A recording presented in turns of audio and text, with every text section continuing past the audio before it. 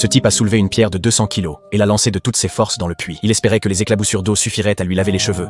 Mais soit l'eau giclait trop loin, soit elle trempait son pantalon. Malgré tout, il ne pouvait pas abandonner, car si ses cheveux n'étaient pas propres, il n'allait pas obtenir la permission de rester au temple de Shaolin et d'apprendre le kung-fu. Il a essayé plusieurs fois, mais l'eau n'atteignait jamais ses cheveux. Cependant, à force de lancer des pierres ainsi tous les jours, la force de ses bras ne faisait qu'augmenter. Jusqu'à ce que, au bout d'un mois, il comprenne enfin comment l'eau giclait. Désormais, il arrivait non seulement à se laver les cheveux debout, mais aussi en faisant l'équilibre sur les mains. Sa force avait tellement augmenté qu'il arrivait à soulever des pierres de 100 kilos avec facilité. Finalement, un jour, il réussit vraiment à se laver les cheveux. Le lendemain, il alla voir le maître et dit: mes cheveux sont propres. Mais le maître avait déjà remarqué que c'était un faux moine qui portait une perruque. Le maître essaya de lui enlever sa perruque, mais l'homme recula aussitôt. Car après un mois à soulever des pierres, il était devenu très fort et agile. Il supplia le maître de le laisser apprendre le kung-fu, mais ce dernier le prit par surprise et tira sur sa perruque, la faisant tomber. Il eut peur que le maître ne l'expulse du temple de Shaolin, mais le maître lui donna une nouvelle chance. Le maître, heureusement, promit de lui enseigner le kung-fu à condition qu'il répare le toit du temple avec du bambou. Le type accepta immédiatement et se mit à travailler dur. Mais quand il vit les autres élèves de Shaolin en bas s'entraîner avec des lamelles de bambou, il ne put résister et commença à les imiter.